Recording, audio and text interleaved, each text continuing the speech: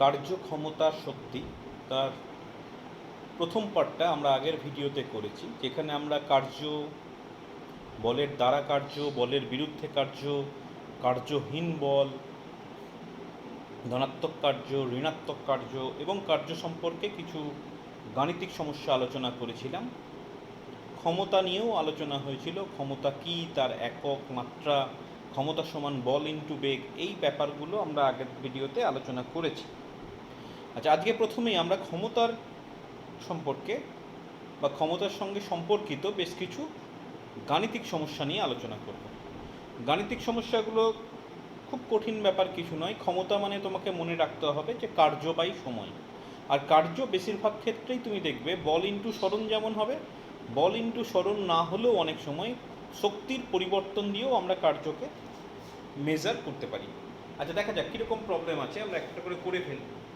প্রথম যে প্রবলেমটা রয়েছে, বলেছে যে প্রতি মিনিটে একটি ইঞ্জিন, তাহলে প্রতি মিনিটে মানে সময়ের কথা বলেছে, তাহলে প্রতি মিনিটের কথা যদি বলি আমরা বলতে পারি এক্ষেত্রে যে টাইম টি ইকুয়াল টু 1 মিনিট। তাহলে 1 মিনিট মানে হচ্ছে 60 সেকেন্ড। কি বলেছে? 1500 কেজি জল 20 মিটার উপরে তোলে, মানে এরকম একটা জায়গায় কি পরিমাণ জল ছিল সেটাকে উপরে তুলেছে। তাহলে আমার এখানে দেওয়া আছে 1500 কেজি জল কোথায় তুলছে? 20 মিটার উচ্চতায় তুলছে। আর জি এর মান দেওয়া আছে সাপোজ 9.8 মিটার পার সেকেন্ড। তোমাকে বলেছে এক্ষেত্রে ক্ষমতা নির্ণয় করো। তাহলে ক্ষমতা মানে হচ্ছে কার্য বাই সময়, আর এখানে কার্য মানে অভিকর্ষীয় বলের বিরুদ্ধে কার্য। অভিকর্ষীয় বলের বিরুদ্ধে কার্য কত হয় আমি জানি, mgh, m দেওয়া আছে, g দেওয়া আছে, h দেওয়া আছে। তাহলে আমি লিখতে পারি ক্ষমতা p ইকুয়াল টু কার্য বাই সময়। কার্যের জায়গায় লিখে ফেলো mgh ডিভাইডেড বাই t। এবার তোমার কাজ হচ্ছে সিম্পলি মান বসিয়ে যাওয়া, 1500 ইন্টু 9.8 ইন্টু 20 ডিভাইডেড বাই 60। তাহলে 20 আর 60 3 হয়ে যাচ্ছে, এখান থেকে তোমার চলে আসছে 500। তাহলে 500 মানে 50 ইন্টু 98, 4900। এটা উপরেরটা জুল, নিচেরটা সেকেন্ড। তাহলে জুল পার সেকেন্ড করলে আমার খুব সিম্পলি চলে আসছে 4900 ওয়াট। এই হচ্ছে তোমার অঙ্ক। আচ্ছা, আরেকটা ভেবে দেখা যায় যে 50 কেজি ভর সম্পন্ন, মানে একটা বস্তু নয়, ব্যক্তি, একজন ব্যক্তির ভর হচ্ছে 50 কেজি। তাহলে m ইকুয়াল টু 50 কেজি। বেশ, এবার বলেছে 75টি সিঁড়ির ধাপ হেঁটে 25 সেকেন্ডে 3 তলায় উঠলেন। তাহলে 25 সেকেন্ড সময় লেগেছে। কি বলেছে? 75টা সিঁড়ির ধাপ আছে, আর প্রত্যেক সিঁড়ির ধাপের উচ্চতা হচ্ছে 12 সেন্টিমিটার। মানে এইভাবে ভাবো যে একটা সিঁড়ির ধাপ 12 সেন্টিমিটার। তাহলে দুটো সিঁড়ি যখন উঠবে এতটা উঠবে, যখন তিনটে সিঁড়ি উঠবে এতটা উঠবে। আচ্ছা, এবার ভেবে দেখো এই যে সিঁড়ি দিয়ে উঠছে 75 ধাপ উঠবে, তুমি মনে রাখবে কোন পথে উঠছে, দ্যাট ইজ নট ইম্পর্টেন্ট। যখন আমি কৃতকার্যের মেজার করব আমি দেখব ভূমি থেকে কতটা উচ্চতায় উঠছে। মনে করো এখানে 75টা সিঁড়ি তো দেখানো যাবে না, মনে করো 5টা সিঁড়ির কথা বলো। এটা বলেছে 12 সেন্টিমিটার, তাহলে এটা হচ্ছে 12 সেন্টিমিটার, এটাও 12 সেন্টিমিটার, এটাও 12 সেন্টিমিটার, এটাও 12 সেন্টিমিটার, এটাও 12 সেন্টিমিটার। তাহলে এখন ভূপৃষ্ঠ থেকে কত উচ্চতায় গেছে আমি কিভাবে মেজার করবো? এভাবে না, আমি ভূপৃষ্ঠ হচ্ছে এটা, তাহলে ভূপৃষ্ঠ থেকে যখন আমি মেজার করবো তখনই এতটা আসবে। কতটা হবে? প্রত্যেকটা এটা 12 12 12, তার মানে এখানে তোমার ভূপৃষ্ঠ থেকে উচ্চতা হয়ে যাবে 5 ইন্টু 12 সেন্টিমিটার। যদি 5 ধাপের কথা বলি, এখানে 75 ধাপের কথা বলেছে, তাহলে এখানে ভূপৃষ্ঠ থেকে উচ্চতা হয়ে যাবে 75 ইন্টু 12 সেন্টিমিটার। তাহলে এখানে পড়ে থাকছে h equal to 75 into 12 centimetre. 12 into 75 হচ্ছে 900, তাহলে 900 সেন্টিমিটার। তাহলে এটাকে আমি বলতে পারি 9 মিটার। জি কিছু দেওয়া নেই, তাহলে সেটা হয়ে যাবে 9.8 মিটার পার সেকেন্ড স্কয়ার। সব এসআই আছে। জি যদি দেওয়া থাকে তাহলে যেটা দেওয়া থাকে সেটাই হিসাব করব, আর যদি কিছু দেওয়া না থাকে তাহলে সেক্ষেত্রে 9.8 মিটার পার সেকেন্ড স্কোয়ার, এই ধরনের একটা হিসাব আমরা নিয়ে নেব। এখন তাহলে কৃতকার্য কত হবে? আগের মতোই W/T, আগেই বলেছি অভিকর্ষীয় বলের বিরুদ্ধে কৃতকার্য, সেটা হচ্ছে mgh। তাহলে তোমার পড়ে থাকছে m এর মান হচ্ছে 50, g এর মান হচ্ছে 9.8, h এর মান হচ্ছে 9 আর t এর মান হচ্ছে 25। তাহলে 25 দুগুণে 50, এটা হয়ে যাচ্ছে 18। তাহলে 18 ইন্টু 9.8, আবার সেই জুল পার সেকেন্ড, তাহলে এটা হয়ে যাবে ওয়াট। এবার এটা তুমি গুণ করলে যা পাবে 8 18 144, 14 হাতে রইল, 9 18 162 আর 14 176। তাহলে মোটামুটি 176.4 ওয়াট এটা হচ্ছে কৃতকার্য নয় ক্ষমতা। আচ্ছা, এই ধরনের প্রশ্ন একটা দিয়েছে যে একজন ব্যক্তি, নেক্সট প্রশ্নটা বলছি, কি করেছে, একজন ব্যক্তি বা বস্তু ভূমি থেকে একটা বস্তুকে ভূমি থেকে একই উচ্চতায় তোলা হলো। মনে করো এটা হচ্ছে ভূমি আর এটা হচ্ছে একটা নির্দিষ্ট উচ্চতা। একটা বস্তুকে প্রথমে আমি ভূমি থেকে প্রথম অবস্থায় এখান থেকে এখানে তুললাম, ঠিক আছে, খুব ধীরে ধীরে তুললাম, সাপোজ t1, মানে অনেক সময় লাগলো, এটা প্রথম ক্ষেত্র। দ্বিতীয় ক্ষেত্রে বলছে ওই একই বস্তুকে আবার আমি উপরে তুললাম, কিন্তু দ্রুত তুললাম। আগেরটা ধীরে ধীরে তুললাম, এটা দ্রুত তুললাম। এটা ধীরে আর এটা হচ্ছে দ্রুত। ধীরে মানে সময় বেশি লাগবে আর দ্রুত মানে সময় কম লাগবে। তার মানে t1 is greater than t2। এটা বোঝা গেল? একটা বস্তুকে ভূমি থেকে একটা নির্দিষ্ট উচ্চতায় তোলা হচ্ছে, একবার খুব ধীরে ধীরে আর একবার দ্রুত। প্রশ্ন দিয়েছে উভয় ক্ষেত্রে কি ক্ষমতা সমান হবে? এই হচ্ছে তোমার প্রশ্ন। তো উত্তর হবে না, ক্ষমতা উভয় ক্ষেত্রে সমান হবে না। যদি একই সঙ্গে প্রশ্ন দিত কার্য কি সমান হবে, তো উত্তর হবে হ্যাঁ, কার্য কিন্তু সমান হবে। যেমন দেখো, আমি যদি কার্য মেজার করি তাহলে এক্ষেত্রে কার্য মানে অভিকর্ষ বলের বিরুদ্ধে কার্য, এবং অভিকর্ষ বলের বিরুদ্ধে কার্য হচ্ছে mgh। বস্তুটার ভর যদি m হয়, এই উচ্চতাটাকে আমি h ধরেছি, তাহলে কৃতকার্য mgh। এবং কৃতকার্যের মধ্যে কোনো সময় সম্পর্কিত পদ নেই। তাহলে ধীরে ধীরে করা হোক বা আস্তে আস্তে করা হোক, তাহলে সেক্ষেত্রে কৃতকার্যটা উভয় ক্ষেত্রে সমান হবে। কিন্তু কৃতকার্য দিয়ে প্রশ্ন দেয়নি, তোমাকে প্রশ্ন দিয়েছে ক্ষমতা দিয়ে। ক্ষমতা মানে হচ্ছে কার্য বাই সময়। তাহলে কৃতকার্যটা উভয় ক্ষেত্রে সমান হয়ে গেছে। তাহলে আমি বলতে পারি p প্রপোর্শনাল টু 1/, যেহেতু কার্যটা দুটো ক্ষেত্রেই সমান। তাহলে আমাকে কি করতে হবে? ক্ষমতা। ক্ষমতা কার ক্ষেত্রে বেশি হবে? যার ক্ষেত্রে t কম হবে তার ক্ষেত্রে ক্ষমতা বেশি হবে। তাহলে কোন ক্ষেত্রে ক্ষমতা বেশি হবে? যে ক্ষেত্রে t2টা কম, দ্রুত। বস্তুটাকে যদি দ্রুত তোলা হয় তাহলে তার ক্ষমতা বেশি হবে। সেটা এক্সপেক্টেড। তুমি এমনি ভাবেই ভাবো না কেন, তোমার একটা বস্তু তুলতে একটা নিচে থেকে উপরে তুলতে মনে করো 5 সেকেন্ড সময় লাগবে, আর আরেকজন সেটা 2 সেকেন্ডে করে ফেলবে। তাহলে অবশ্যই তোমার থেকে তার ক্ষমতা বেশি। তার ক্ষমতা বেশি বলেই বস্তুটা তুলতে অনেক কম সময় লাগবে, তাই না? বেশ,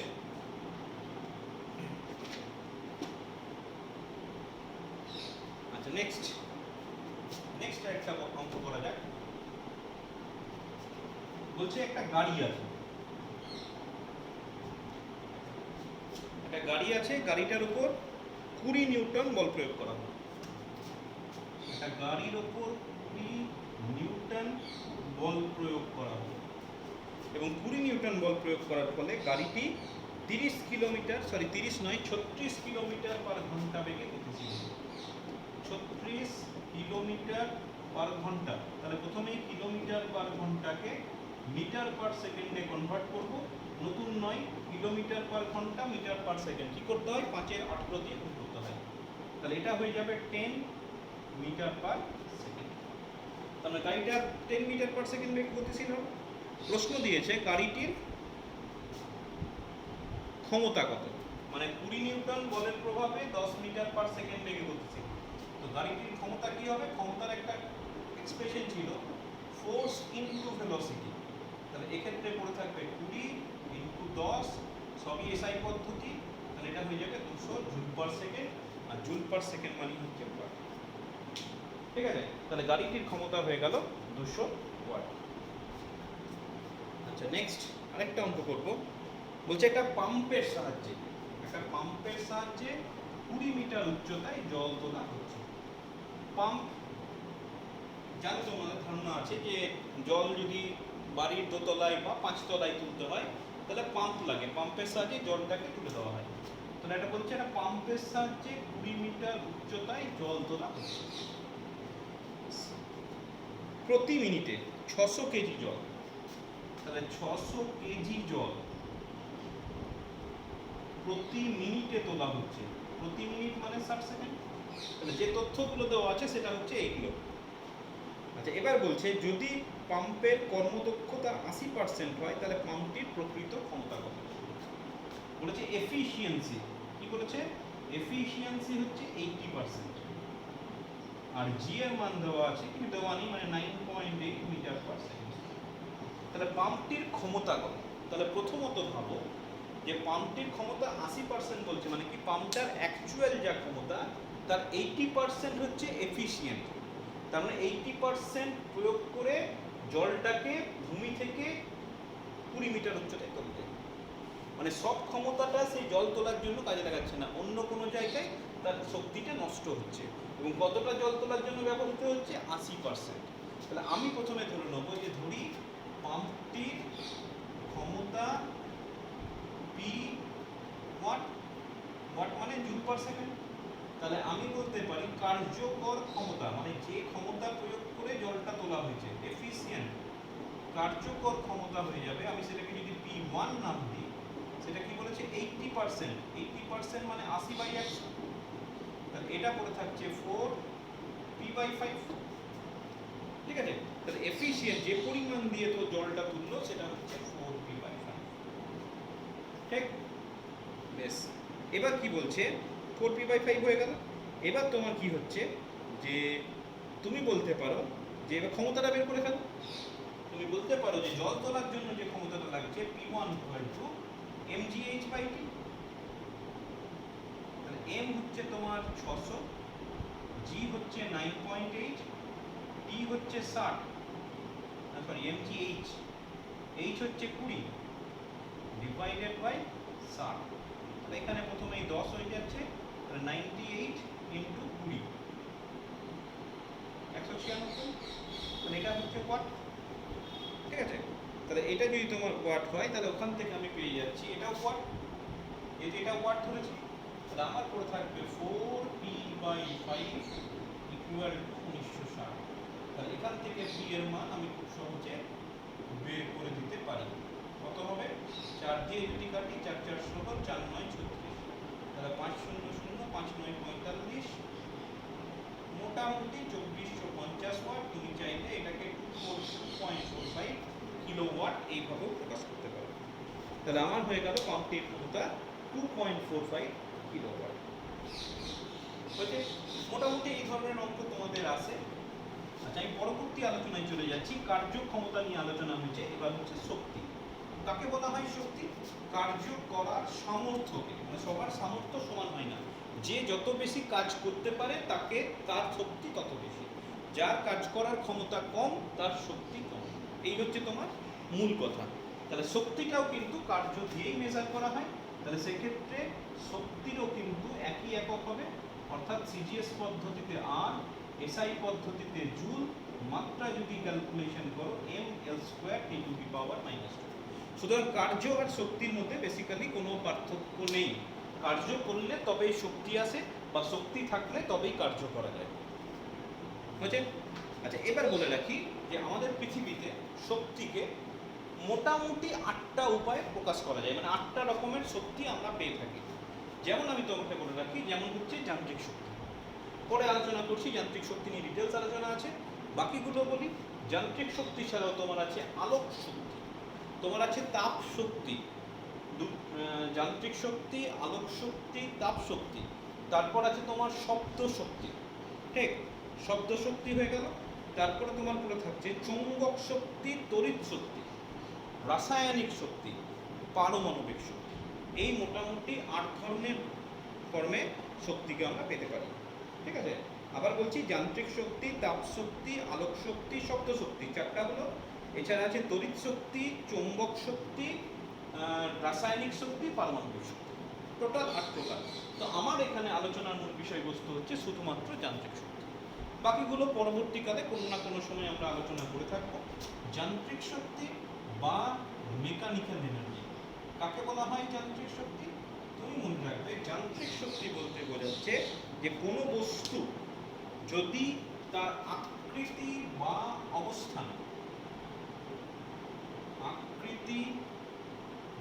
অবস্থান বা গতি মানে মোশন, এইগুলোর জন্য যে পরিমাণ কার্য করার সামর্থ্য অর্জন করে, কোনো বস্তু তার আকৃতির পরিবর্তন, তার অবস্থানের পরিবর্তন অথবা তার গতির জন্য তার মধ্যে যে কার্য করার সামর্থ্য আছে তাকে বলা হয় যান্ত্রিক শক্তি। ঠিক আছে, এবার বলি যান্ত্রিক শক্তিকে মূলত দুভাগে ভাগ করা যায়। একটাকে বলা হয় স্থিতিশক্তি, একটাকে বলা হয় গতিশক্তি। স্থিতিশক্তি কোনগুলো?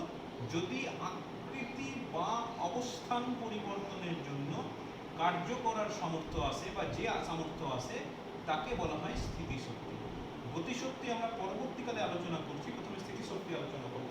আগে থেকে বলে রাখি যে বস্তু তার গতির জন্য, মোশনের জন্য যে পরিমাণ শক্তি অর্জন করে তাকে বলা হচ্ছে গতিশক্তি। ঠিক আছে, যেমন আমি খুব সিম্পল একটা উদাহরণ দিই। স্থিতিশক্তির কথা বলছি। মনে করো মাটিতে একটা পেরেক পুঁততে হবে, তাই তো? মাটিতে একটা পেরেক পুঁততে হবে, একটা হাতুড়ি আছে, হাতুড়িটা এর উপর রাখলে পেরেকটা ঢুকে যাবে তা তো নয়। আমাকে কী করতে হবে? হাতুড়িটা উপরে তুলতে হবে, উপরে তুলে এসে এইভাবে মারতে হবে। যখনই আমি উপরে তুললাম অবস্থান পরিবর্তন হলো, এবং এই যে আমি উপরে তুললাম, উপরে তোলার জন্য আমার মধ্যে বা হাতুড়িটার মধ্যে বেশ কিছুটা স্থিতিশক্তি চলে এলো। সেই স্থিতিশক্তি যখন যেটা চলে আসবে, সেটা যখন আমি এখানে আঘাত করব, সেই স্থিতিশক্তিটার জন্য যে কার্য হবে সেই কার্যের প্রভাবে পেরেকটা ভেতরে ঢুকে যাবে। যদি আমি হাতুড়িটাকে উপরে না তুলি তাহলে কিন্তু আমি পেরেকটাকে কখনোই ভেতরে ঢুকাতে পারবো না, তাই না? গতিশক্তি খুব সিম্পল ভাবে ভাবো যে তোমাদের স্কুলে যখন রান হয় বা লং জাম্প হয়, দেখবে লং জাম্প যখন হয়, মনে করো এখানে বালি রাখা আছে, কেউ এখান থেকে এইভাবে ঝাঁপ দেয় না, কি করে? অনেকটা পেছন থেকে দৌড়ে আসে, পেছন থেকে দৌড়ে এসে তারপরে ঝাঁপ দেয়। কেন?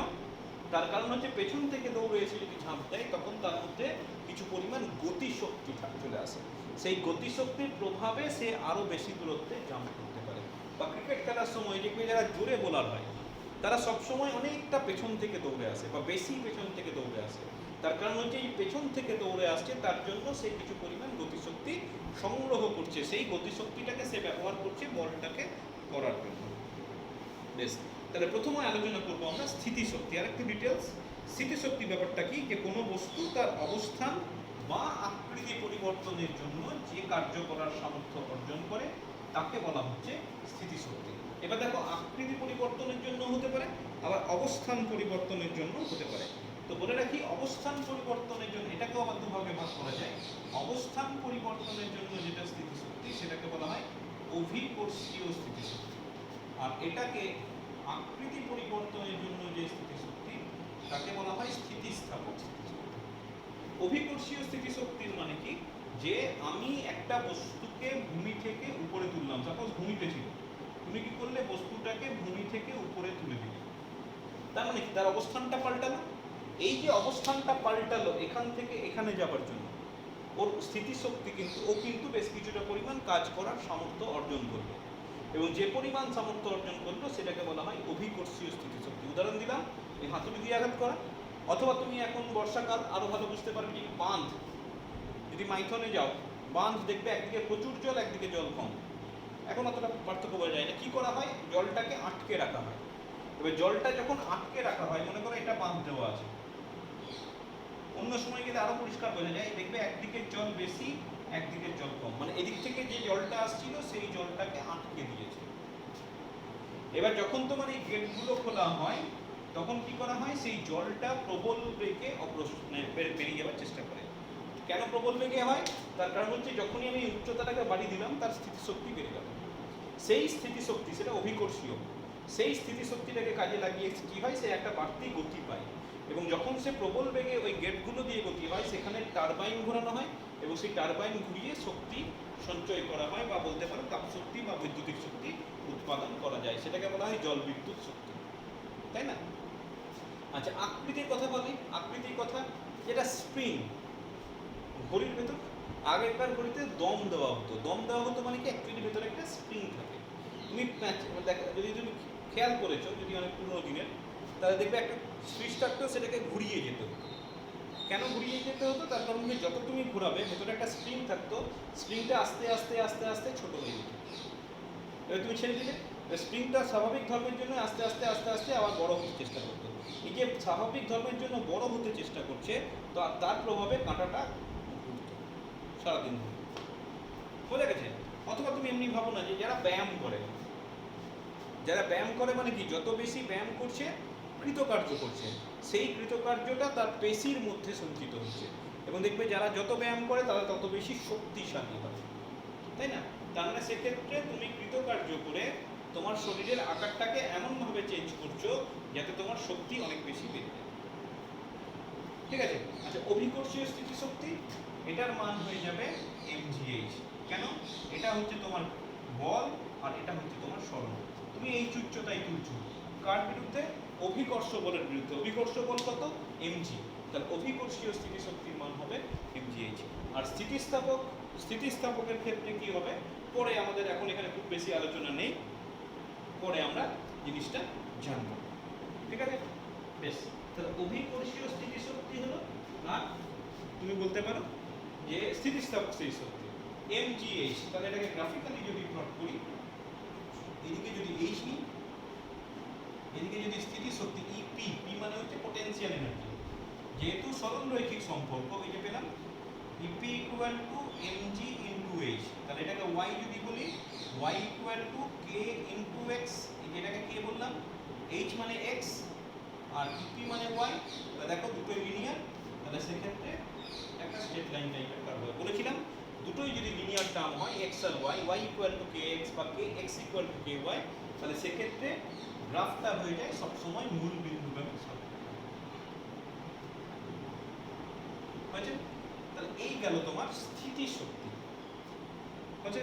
আচ্ছা, একটা জিনিস মনে রাখবে যে যেহেতু আমরা স্থিতিশক্তিটাকে গ্রাউন্ডের রেসপেক্টে মেজার করছি, মানে এটা যদি আমার ভূমি হয়, আমি বলছি ভূমি থেকে যদি এই উচ্চতায় উঠে যায়, তাহলে সেক্ষেত্রে তার স্থিতিশক্তি হচ্ছে প্লাস mgh। এটা আমার পক্ষে সম্ভব যে আমি তো ভূমি থেকে নিচের দিকেও যেতে পারি, তখন সেক্ষেত্রে সেই স্থিতিশক্তিকে আমি মাইনাস mgh বলবো। সুতরাং স্থিতিশক্তি কিন্তু প্লাসও হতে পারে, স্থিতিশক্তি কিন্তু মাইনাসও হতে পারে, ধনাত্মকও হতে পারে, ঋণাত্মকও হতে পারে। এমন নয় যে স্থিতিশক্তি কোনোদিন শক্তি ঋণাত্মক হবে না, এরকম ভাবার কোনো প্রশ্ন নেই। পরীক্ষায় প্রশ্ন আসে যে স্থিতিশক্তি কি ঋণাত্মক হতে পারে, তখন তোমাকে বলতে হবে যে ভূমি থেকে যদি উপর দিকে যায় তাহলে সেক্ষেত্রে সেই স্থিতিশক্তিকে আমরা ধনাত্মক বলি, কিন্তু যদি আমরা নিচের দিকে চলে যাই তাহলে সেক্ষেত্রে সেই শক্তিটাকে আমরা কিন্তু ঋণাত্মক বলবো, এবং যতটা নিচে যাব তার রেসপেক্টে আমার স্থিতিশক্তির মেজারমেন্ট হবে, ঠিক আছে? আচ্ছা, আরেকটা উদাহরণ মনে পড়লো এই স্থিতিস্থাপক স্থিতিশক্তির জন্য। দম দেওয়ার কথা বললাম, নিজের পেশি শক্তির কথা বললাম, আরেকটা ব্যাপার খেয়াল করে দেখো, যে গুলটি দিয়ে সেই আগেকার দিনে হতো না যে ঢিল মারা হতো, তুমি বা তীর ধনুক পাবো, গুলটি যদি তোমার ধারণা নাও থাকে, তীর ধনুক, ধনুক আছে, তীর আছে, তুমি তীরটাকে ছুঁড়ছো, তো তুমি দেখো তীরটাকে যদি তোমাকে ছুঁড়তে হয় অনেক দূরে, তোমাকে দেখবে ধনুকের যে তারটা আছে সেটাকে ধরে টানতে হয়। কেন টানতে হয়? যখনই তুমি টানলে মানে কি আকারটার পরিবর্তন করলে, ওই আকারটা পরিবর্তনের জন্য তার মধ্যে কিছু পরিমাণ শক্তি সঞ্চিত হলো বলেই তুমি যখন টেনে ছেড়ে দেবে তীরটা অনেক দূরে যাবে। তুমি যদি না টানো তাহলে কখনোই তীরটা অনেক দূরে তুমি পাঠাতে পারবে না, ঠিক আছে? টেনে দেওয়ার জন্য আকৃতি পরিবর্তনের জন্য স্থিতিস্থাপক স্থিতিশক্তি, সেই স্থিতিস্থাপক স্থিতিশক্তি ব্যবহার করে তীরকে অনেক দূরে পাঠিয়ে দেওয়া যায়, বুঝছে? বেশ, নেক্সট চলে এসো গতিশক্তি। গতিশক্তি তোমাকে বললাম যে একটা বস্তু তার গতিশীলতার জন্য যে পরিমাণ শক্তি অর্জন করে, মানে একটা বস্তু স্থির অবস্থায় ছিল, যখনই গতিশীলতা শুরু করবে তার মধ্যে একটা গতিশক্তি চলে আসবে, ঠিক আছে? তাকে বলা হচ্ছে গতিশক্তি। গতিশক্তির রাশিমালা কি হবে? ওটা যেমন mgh হলো, তুমি মনে রাখবে ek ইকুয়াল টু হয়ে যাবে হাফ m v স্কয়ার। অর্থাৎ m ভরের একটা বস্তু যদি v বেগে গতিশীল হয় তাহলে তার রাশিমালা হচ্ছে হাফ এম ভি স্কোয়ার, এবং এটা সবসময় ধনাত্মক, যেহেতু এম কোনোদিন মাইনাস হয় না, আর ভি এর আবার স্কোয়ার টার্ম আছে, একটা স্কোয়ার রাশি কখনোই ঋণাত্মক হয় না। তাহলে সেক্ষেত্রে কিন্তু kinetic energy is always positive quantity. কোত্থেকে এলো এটাকেও আমরা বের করে দেখে দিতে পারি। ধরে নাও একটা বস্তু ইউ বেড়ে যাচ্ছে, তুমি তার উপর একটা ফোর্স অ্যাপ্লাই করলে, সেই ফোর্সের প্রভাবে বস্তুটার বেগ ইউ থেকে ভি হয়ে গেল, এবং এই গতিপথে সে এস দূরত্ব অতিক্রম করবে। তাহলে আমি বলতে পারি এখানে তোমার কৃতকার্য কত হবে। আমি বলতে পারি যে কৃতকার্য equal to F into S. আচ্ছা, এস যদি বের করতে চাই আমি লিখতে পারি V square equal to you square plus 2as। A যদি বস্তুর ত্বরণ হয় আমি লিখতে পারি, তাহলে আমার পড়ে থাকছে 2as equal to v square minus you square. আমি ধরে নিলাম স্থির অবস্থা থেকে যাত্রা চলছে আমার সুবিধার জন্য, পার্টিকেলটা প্রথমে স্থির ছিল, তাহলে এটা হয়ে গেল 0। তাহলে পড়ে থাকছে দেখো s equal to v square by 2a। তাহলে আমার পড়ে থাকছে এফ, এফ মানে হচ্ছে mass into acceleration, p equal to mf, আর s হচ্ছে দেখো ভি স্কোয়ার বাই 2a। তাহলে এ এ যদি কেটে যায় আমার পড়ে থাকছে হাফ এম ভি স্কোয়ার। দেখো এটাই হচ্ছে এই কৃতকার্যটাই তোমার বস্তুটার মধ্যে গতিশক্তি হিসেবে সঞ্চিত হবে। তাহলে আমি বলতে পারি বস্তুর গতিশক্তির রাশিমালা হাফ এম ভি স্কোয়ার। ঠিক আছে, এটা দিয়ে নানা রকমের অঙ্ক দেয়। যেমন দেখো এইভাবে একটা অঙ্ক দিয়েছে, বলছে একটা বস্তু প্রথমে স্থির অবস্থায় ছিল, রাইট? একটা বস্তু প্রথমে স্থির অবস্থায় ছিল, এস নিয়ে কিছু বলার নেই। বস্তুটাকে এফ বল প্রয়োগ করা হলো, এফ বল প্রয়োগ করার ফলে টি ইকুয়াল টু 0-তে ইউ 0 ছিল। টি সময় পর বস্তুটার বেগ হয়েছে v due to application of the force. আমি যে ফোর্সটা অ্যাপ্লাই করেছি তার ফলে বস্তুটার বেগ ইউ থেকে ভি হলো। বলছে আরও কিছুটা সময় পর, সময় একদম প্রথম থেকে ক্যাপিটাল টি সময় পরে এই বস্তুটার গতিশক্তি কত হবে। এই হচ্ছে তোমার প্রশ্ন। প্রশ্ন বোঝা গেছে? একটা বস্তু প্রথমে স্থির অবস্থায় ছিল, আমি বস্তুটার উপর টি সময়, বস্তুটার উপর একটা এফ বল প্রয়োগ করলাম, এফ বল প্রয়োগের ফলে বস্তুটার টি সময় পর বেগ হলো ভি। তোমাকে বের করতে হবে ক্যাপিটাল টি সময় পরে বস্তুটির বেগ কত হবে, সরি বস্তুটির গতিশক্তি কত হবে। আচ্ছা, গতিশক্তির এক্সপ্রেশন কি? গতিশক্তি মানে হচ্ছে হাফ এম ভি স্কোয়ার। তাহলে আমি বলতে পারি গতিশক্তি E K equal to half M v1 square. যদি এই বেগটা v1 হয়, আমার এই অবস্থান চেয়েছে, এই অবস্থানটা চাইনি, তাহলে হাফ m v1 স্কয়ার, এটা হচ্ছে তোমার গতিশক্তি, তাই না? আচ্ছা, তাই যদি হয় এবার তোমার কাজ হচ্ছে ওই v1টা বের করে ফেলা। ঠিক আছে, তাহলে তোমার হচ্ছে কাজ হচ্ছে v1টা বের করে ফেলা। কি হবে? আমি এখান থেকে পাচ্ছি দেখো হাফ m, v1 এর মান কত হবে? দেখো এই অবস্থানটা যদি ভাবি, এই এ বি সি, আমি যদি এসি পথটার কথা ভাবি, দেখো ইউ 0, অন্তিম বেগ v1, আর ত্বরণ আমি ধরে নিলাম এ, তাহলে v1 equal to you plus এটি। তাহলে আমার পড়ে থাকছে v1 সমান a ইন্টু টি, তাহলে a স্কোয়ার টি স্কোয়ার। ঠিক আছে, আর যদি আমি এবি পথটার কথা ভাবি, এবি পথটার জন্য প্রাথমিক বেগ 0, অন্তিম বেগ v, ত্বরণ a, তাহলে আমি লিখতে পারি v equal to u plus এটি টি সময় পর, ইউটা 0, তাহলে আমার পড়ে থাকছে দেখো a equal to v by a। তাহলে আমার পড়ে থাকছে হাফ m, এটা হয়ে গেল v square by t square into capital t square. তাহলে কে ইকুয়াল টু আমি একটু সাজিয়ে লিখতে পারি, this is equal to m v square t square by t square. পরীক্ষায় কিন্তু এই অঙ্কটা খুব আসে, দুটো আলাদা কেস ধরে নিয়েছে। টি ইকুয়াল টু 0 থেকে শুরু করলো, দুটো টাইম ধরেছে, একটা স্মল টি একটা ক্যাপিটাল টি। তোমার কাজ প্রথমে স্মল টি টাইম পরে বেগ কত আর ক্যাপিটাল টি টাইম পরে বেগ কত, বা তারপর বাকি অঙ্কটা দেখো খুব সহজ। আচ্ছা, কৃতকার্য আর গতিশক্তির পরিবর্তন এরা সবসময় সমান হয়। এটাকে অনেক সময় প্রমাণ করতে দেয়, তোমাকে বলবে যে প্রমাণ করো যে কৃতকার্য সমান গতিশক্তির পরিবর্তন। তুমি কিভাবে কৃতকার্য আর গতিশক্তির পরিবর্তন সমান সেটা তুমি দেখাবে। তো আমি একটু এরকম ধরে নেবো যে একটা বস্তু u ইউ বেগে যাচ্ছে, আমি আর জিরো ধরছি না, জেনারেল কেস। তুমি এফ বল প্রয়োগ করলে তার বেগ হলো v, due to application of the force F. আমি ধরে নিলাম বস্তুটার এক্ষেত্রে ত্বরণ হয়েছে এ, আমি ধরতেই পারি, তাই না? তাহলে এক্ষেত্রে তোমাকে প্রমাণ করতে হবে, you will have to prove যে কৃতকার্য সমান গতিশক্তির পরিবর্তন। ঠিক আছে, তাহলে আমি যদি গতিশক্তির পরিবর্তনটাকে আলাদাভাবে ভাবি, গতিশক্তির পরিবর্তন কি হওয়া উচিত? Half M V square minus you square, তাই তো? Half M V square minus half M U square, half এমটাকে যদি কমন নিই তাহলে V square minus you square. এবার এই কন্ডিশনটার জন্য এই দূরত্বটা যদি এস হয়, আমি এটা লিখতে পারি না, v square equal to you square plus two s. তাহলে এখান থেকে পড়ে থাকছে দেখো v square minus you square সমান টু এস। তাহলে এটা পড়ে থাকছে হাফ এম টু এস, যেটাকে সাজিয়ে লিখতে পারি দেখো M A into S. M A মানে হচ্ছে ফোর্স, এস মানে হচ্ছে সরণ, তার মানে হয়ে যাচ্ছে, খুব সিম্পলি আমি লিখে দিলাম যে গতিশক্তির পরিবর্তন সমান কৃতকার্য। ঠিক আছে,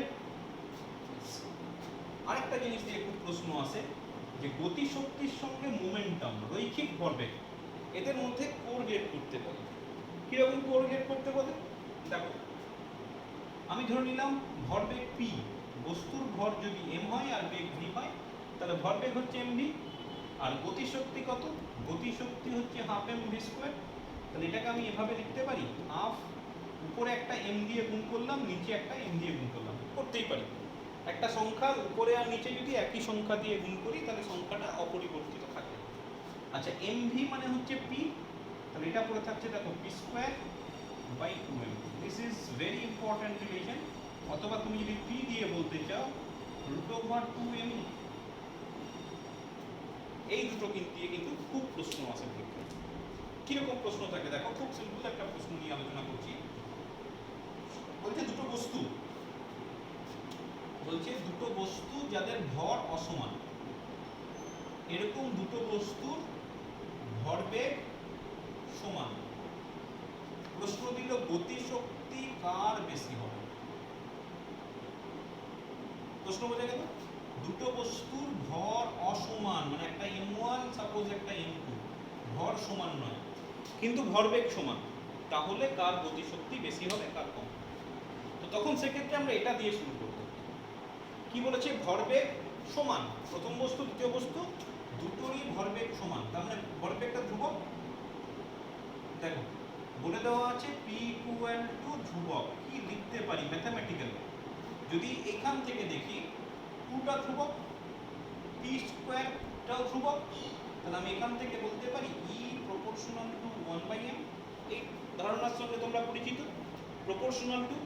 যদি এইভাবে লিখতে পারি x প্রপোর্শনাল টু y হয়, আমরা লিখি x ইকুয়াল টু ky। মানে ধ্রুবক রাশিটা যদি আমি বাদ দিয়ে দিতে পারি তাহলে বাকি রাশিগুলোকে আমি পরস্পর সমানুপাতিক বলতে পারি, যেটা এক্ষেত্রে হয়েছে। পিটাও ধ্রুবক, টুটাও ধ্রুবক, তাহলে ই প্রপোর্শনাল টু 1/m। এটা কি বলে? ব্যস্তানুপাতিক। তার মানে কি, আমার কার ই বেশি হবে, যার এম কম হবে। তাহলে ফাইনাল কনক্লুশন হবে যে বস্তুটির ভর কম তার গতিশক্তি বেশি হবে। বোঝা গেল? উল্টো প্রশ্ন দেয় যে দুটো অসমান ভর বিশিষ্ট বস্তুর গতিশক্তি সমান, ভরবেগ কার বেশি হবে। তাহলে আবার সেম রিলেশন থেকে শুরু করব। আমি সেকেন্ড রিলেশনটা নেব। কি রিলেশন দিয়েছে? p equal to 2me root over. এবার কি বলেছে? ইটা সমান, তাহলে ইটা সমান, তাহলে এটা ধ্রুবক, এটা ধ্রুবক, তাহলে আমি লিখতে পারি p proportional to root m। তার মানে এটা হচ্ছে সমানুপাতিক সম্পর্ক। তার মানে আমি বলতে পারি যার m বেশি হবে তার p বেশি হবে। এটাই ফাইনাল কনক্লুশন। ঠিক আছে, যার ভর বেশি তার ভরবেগ বেশি। হয়ে গেল? আচ্ছা, ঠিক আছে। এরপরে এরকম প্রশ্ন থাকে যে গতিশক্তি মনে করে দেওয়া আছে, বলছে একটা বস্তুর ভর দ্বিগুণ করা হবে। দুরকম ভাবে প্রশ্ন থাকে। মনে করে এইভাবে প্রশ্ন দিয়েছে যে একটা বস্তুর প্রাথমিক ভর m আর বেগ হচ্ছে v, তাহলে তার গতিশক্তি হচ্ছে হাফ m v স্কয়ার। এবার দুটো প্রশ্ন দিয়েছে যে mটাকে আমি দ্বিগুণ করে দিলাম আর 2 নম্বরে আমি বেগটাকে দ্বিগুণ করে দিলাম, একসাথে নয়, একবার m দ্বিগুণ করলাম একবার বেগ দ্বিগুণ করলাম। তাহলে প্রথম ক্ষেত্রে তোমার গতিশক্তির কত পরিবর্তন ঘটবে আর দ্বিতীয় ক্ষেত্রে গতিশক্তির কি পরিবর্তন ঘটবে। তাহলে একটা বস্তুর ভর m আর বেগ যদি v হয়, গতিশক্তি হাফ m v স্কয়ার। এবার এক নম্বর কি বলেছে, ভরটাকে দ্বিগুণ করে দাও, বেগটাকে চেঞ্জ করবে না। তাহলে গতিশক্তি কি হবে, e1 যদি বলি হাফ m এর জায়গায় 2m বসাবো, কি আর হবে, কিন্তু v টা চেঞ্জ করছি না।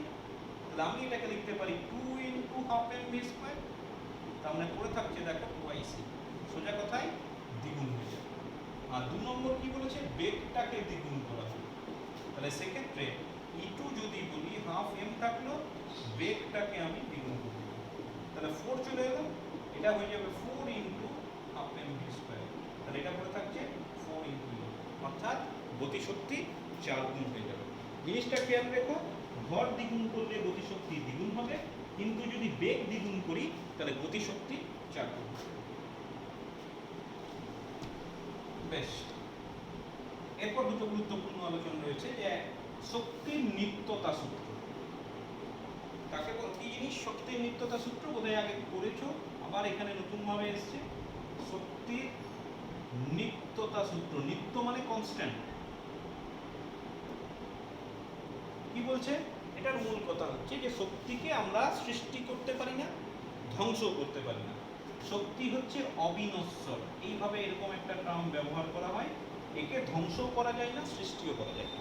কি করা যায়, শক্তিটাকে এক রূপ থেকে অন্য রূপে রূপান্তর করা যায়। এটা হচ্ছে শক্তির নিত্যতা সূত্রের মূল কথা। এক রূপ থেকে অন্য রূপ, দেখো দুটো হাত যদি ঘষা হয় দেখবে হাত দুটো গরম হয়ে গেছে, তার মানে আমি কিছু পরিমাণ কার্য করছি, সেই কার্যের বিনিময়ে কি পাচ্ছি, তাপ শক্তি পাচ্ছি। তার মানে আমি কি পেলাম, যান্ত্রিক শক্তি থেকে তাপ শক্তি। তোমার বাড়িতে ফ্যান ঘুরছে, ফ্যান কেন ঘুরছে, ইলেকট্রিসিটির জন্য। তার মানে সেখানে তড়িৎ শক্তি ঘুরছে, কিছু পরিমাণ কাজ করছে, তাহলে যান্ত্রিক শক্তি। তড়িৎ শক্তি থেকে যান্ত্রিক শক্তি। এভাবে যদি পৃথিবীতে সমস্ত ঘটনাকে জাজ করার চেষ্টা করো, তাহলে সেক্ষেত্রে দেখবে সব ক্ষেত্রেই কিছু না কিছু শক্তি কোনো না কোনো শক্তিতে রূপান্তরিত হচ্ছে। কিন্তু কখনোই তুমি এরকম কেস পাবে না যে কিছু পরিমাণ শক্তি তোমার পুরোপুরি নষ্ট হয়ে গেল। আমি হাততালি দিলাম, যান্ত্রিক শক্তি কি পেলাম, শব্দ পেলাম, তাহলে যান্ত্রিক শক্তি থেকে হয়ে গেল শব্দ শক্তি। এরকম অজস্র উদাহরণ আমি তোমাকে দিতে পারি। তো মূল ব্যাপার হচ্ছে শক্তিকে তুমি ধ্বংস করতে পারবে না, সৃষ্টি করতে পারবে না। তুমি যেটা করতে পারো যে ওয়ান ফর্ম থেকে আরেকটা form, one form another form, মানে কি, ওই যে 8টা ফর্ম বললাম মেনলি দেখবে সবগুলোই ওই 8টা ফর্মের মধ্যেই ঘোরাফেরা করে থাকে। আচ্ছা, এবার হচ্ছে যান্ত্রিক শক্তির সংরক্ষণ সূত্র। যান্ত্রিক শক্তির সংরক্ষণ সূত্র মানে কি? আচ্ছা, যান্ত্রিক শক্তি কাকে বলে বলি, যে যান্ত্রিক শক্তি মানে হচ্ছে স্থিতিশক্তি প্লাস গতিশক্তি। যান্ত্রিক শক্তির সংরক্ষণ, যান্ত্রিক শক্তি মানে সবসময় মনে রাখবে স্থিতিশক্তি প্লাস গতিশক্তি। আচ্ছা, সংরক্ষণ মানে কি, সোজা কথায় যে যান্ত্রিক শক্তি কোনোদিন পরিবর্তন হবে না। হ্যাঁ, হতে পারে তোমার যে কোনো ঘটনায় স্থিতিশক্তি বা গতিশক্তি দুটোই পরিবর্তন হতে পারে, কিন্তু দুটোর যোগফল সবসময় কনস্ট্যান্ট থাকবে। তার মানে তোমার কোনো ঘটনায় যদি স্থিতিশক্তি বাড়ে, তুমি নিশ্চিত থাকো যে গতিশক্তি কমে যাবে। আর যদি কোনো ঘটনায় গতিশক্তি বাড়ে, তাহলে তার স্থিতিশক্তি কমবে। যতটা বাড়বে অপর রাশিটা ঠিক ততটা পরিমাণ কমবে। খুব সিম্পল উদাহরণ দিই, যে আমি একটা বস্তুকে উপর দিকে একটা নির্দিষ্ট বেগে ছুঁড়ে দিলাম, একটা বেগ দিয়ে। তার মানে আমি একটা গতিশক্তি অ্যাপ্লাই করলাম, সেই গতিশক্তির প্রভাবে কি হবে, বস্তুটা উপর দিকে উঠতে থাকবে। এই যে উপর দিকে উঠছে, তার মানে কি, তার স্থিতিশক্তি বাড়ছে, উচ্চতা বাড়ছে, এবং যত উপর দিকে উঠবে তার গতিশক্তি কমবে। তার মানে তার গতিশক্তির বিনিময়ে সে স্থিতিশক্তি অর্জন করবে, এবং একটা সময় পর সে স্থির হয়ে যাবে, সেখানে স্থিতিশক্তি সর্বোচ্চ হবে। তারপর দেখা যাবে বস্তুটা নিচের দিকে নামছে। এই যে নিচের দিকে নামা মানে কি, উচ্চতা কমে যাওয়া। উচ্চতা কমে যাওয়া মানে স্থিতিশক্তি কমে যাওয়া। মানে নিচের দিকে যত নামবে স্থিতিশক্তি কমতে থাকবে, তার মানে কি, গতিশক্তি বাড়তে থাকবে, দেখবে বস্তুটার বেগ ক্রমশ বাড়তে থাকবে। তার মানে স্থিতিশক্তি আর গতিশক্তি এদের ইন্ডিভিজুয়ালি চেঞ্জ হতে পারে, কিন্তু এদের যোগফল সবসময় সংরক্ষিত থাকে। এটাকেই বলা হচ্ছে যান্ত্রিক শক্তির সংরক্ষণ সূত্র। তবে এখানে একটা জিনিস মনে রাখতে হবে, যেন কোনোভাবে কোনো অপচয়ী বল এখানে প্রেজেন্ট না থাকে। অপচয়ী বল মানে কি, যে অপচয় করে, যেমন ঘর্ষণ। ধারণা অতটা পরিষ্কার হয়তো নয় এখনো পর্যন্ত, পরবর্তীকালে হবে। তুমি মনে রাখবে যে যেটা অপচয় ঘটায়, ঘর্ষণ বল, আমি একটা বস্তুকে ভূমির ওপর দিয়ে ঠেললাম, বস্তুটা কিছু দূর যাওয়ার পর থেমে যায়। কিসের জন্য থেমে যায়? ঘর্ষণ বলের জন্য থেমে যায়। তার কারণ নিউটনের প্রথম সূত্র কি বলছে, আমি যদি বাইরে থেকে বল প্রয়োগ করি, সে সমবেগে সরলরেখায় চলতে থাকবে, থামার কথা নয়, কিন্তু বস্তুটা থেমে যায়। তার কারণ হচ্ছে একটা ঘর্ষণ বল কাজ করে। যাই হোক, মূল আলোচনার নেক্সট বিষয়বস্তু হচ্ছে যে আমাকে দেখাতে হবে, প্রমাণ করতে হবে যে একটা বস্তু সাপোজ অভিকর্ষের অধীনে নিচের দিকে পড়ছে। তোমাকে দেখাতে হবে এক্ষেত্রে বস্তুর যান্ত্রিক শক্তি সংরক্ষিত থাকে। ঠিক আছে, আমি ধরে নিলাম একটা m ভরের বস্তু ভূপৃষ্ঠ থেকে এই উচ্চতায় তোলা হয়েছে। এবার এ বিন্দু থেকে বস্তুটাকে ফেলে দেওয়া হলো, তার মানে ইউ ইকুয়াল টু 0 থেকে ফেলে দেওয়া হলো। বস্তুটা নিচের দিকে পড়তে থাকবে, সাপোজ কিছু সময় পর বি বিন্দুতে পৌঁছায় এবং ফাইনালি গ্রাউন্ডে পৌঁছায়। তোমাকে দেখাতে হবে এ বিন্দুতে যান্ত্রিক শক্তি must be equal to B বিন্দুতে যান্ত্রিক শক্তি must be equal to C বিন্দুতে যান্ত্রিক শক্তি, অর্থাৎ যান্ত্রিক শক্তির পরিবর্তন হবে না। আচ্ছা, আমি ধরে নিলাম এ থেকে বিতে নামলো, এর ফলে বস্তুটা x দূরত্ব নেমে গেল। বি বিন্দুতে বস্তুটার একটা বেগ থাকবে সে v, সি বিন্দুতে বস্তুটার একটা বেগ থাকবে সে v। দেখো, আমি তিনটে পজিশনে গতিশক্তি আর স্থিতিশক্তি ক্যালকুলেশন করব, যান্ত্রিক শক্তি নির্ণয় করব, দেখাবো তিনটে বিন্দুতে যান্ত্রিক শক্তি সমান। প্রথমে এ বিন্দুর ক্যালকুলেশন করি। দেখো, এ বিন্দুতে বস্তুটা কিন্তু স্থির অবস্থায় আছে, তাহলে এ বিন্দুতে গতিশক্তি কত? 0। রেস্টে আছে, তাহলে বেগ 0। আচ্ছা, এ বিন্দু মানে ভূমি থেকে এই উচ্চতায় আছে, তাহলে এ বিন্দুতে পোটেনশিয়াল এনার্জি mgh, তাহলে এ বিন্দুতে যান্ত্রিক শক্তি E A যদি লিখি, তাহলে গতিশক্তি প্লাস স্থিতিশক্তি, তাহলে কত করে থাকবে? গতিশক্তি প্লাস স্থিতিশক্তি করে থাকছে mgh, তাহলে এ বিন্দুতে যান্ত্রিক শক্তি mgh। বি বিন্দুতে চলে এসো। আচ্ছা, বি বিন্দুতে গতিশক্তি কত হবে? হাফ এম ভি স্কোয়ার, কারণ ভি বেগ আছে। স্থিতিশক্তি mg, x উচ্চতা নেমে এসছে, তাহলে ভূপৃষ্ঠ থেকে উচ্চতা কত? এখান থেকে h, এটা x, তাহলে এটা h মাইনাস x, তাহলে এটা হয়ে যাচ্ছে h মাইনাস x। আচ্ছা, v এর জন্য আমি করতে পারি, দেখো আমি এখানে রাফ করতাম, v square equal two u square plus 2gx। g হচ্ছে ত্বরণ, x দূরত্ব নেমেছে, uটা 0, তাহলে v স্কোয়ার সমান করে থাকছে 2gx। মানটা বসিয়ে দাও, তাহলে হাফ m 2gx, 2 কেটে গেল, দেখো করে থাকলো mgx। তাহলে বি বিন্দুতে শক্তি কত হবে? গতিশক্তি প্লাস স্থিতিশক্তি, তাহলে এটা পড়ে থাকছে mgx plus mg h minus x। এটা যদি ক্যালকুলেশন করো, দেখো এটাও mgh, কারণ mgx মাইনাস mgx কেটে যাবে, mgh। এবার চলে এসো সি বিন্দু। সি বিন্দুতে দেখো স্থিতিশক্তিটা 0, কারণ গ্রাউন্ডে চলে এসছে। আচ্ছা, গতিশক্তি কি হবে? v1 বের করেছি, তাহলে half m v1 square, m v1 square কত হবে? এখান থেকে যদি ভাবি x এর জায়গায় h, তাহলে এটা হয়ে যাবে 2gh। 2 কেটে দাও, দেখো পুরো থাকছে mgh। তাহলে সি বিন্দুতে স্থিতিশক্তি প্লাস গতিশক্তি, সেটাও mgh। এটা 1 নম্বর, এটা 2 নম্বর, এটা 3 নম্বর। দেখো প্রত্যেক বিন্দুতে যান্ত্রিক শক্তির মান হচ্ছে mgh, তার মানে প্রত্যেক বিন্দুতে যান্ত্রিক শক্তি ধ্রুবক। এটাই তোমাকে প্রমাণ করতে চেয়েছিল, যে তোমাকে দেখাতে হবে যে প্রত্যেক বিন্দুতে যান্ত্রিক শক্তি সমান। দেখো প্রমাণিত হয়ে গেছে। আচ্ছা, এবার এইগুলো দিয়ে গতিশক্তি আর দিয়ে প্রচুর ধরনের অঙ্ক থাকতে পারে, তুমি ধরে ধরে অঙ্কগুলো করবে। আমি তাহলে একটা অঙ্ক অ্যাডজাস্ট করে দেবো, যে একটা বস্তুর কি বলেছে, ভরবেগ 30% বাড়ালাম, গতিশক্তি কতটা বাড়বে? এই হচ্ছে তোমার প্রশ্ন। বলছে একটা বস্তুর ভরবেগ, সাপোজ প্রাথমিক ভরবেগ হচ্ছে p, বলেছে ভরবেগটা 30% বাড়ালাম, তাহলে অন্তিম ভরবেগ কত হবে? p প্লাস পি এর 30%, বৃদ্ধি করলাম মানে প্লাস। আচ্ছা, পার্সেন্ট থেকে ভগ্নাংশ তোমাদের পড়েছি যে ক্লাস 8-এ 100 দিয়ে ভাগ করতে হয়, তাহলে এটা করে থাকছে দেখো 130 পি বাই 100, কারণ আমি বলতে পারি 13 পি বাই 10। ঠিক আছে, ভরবেগ।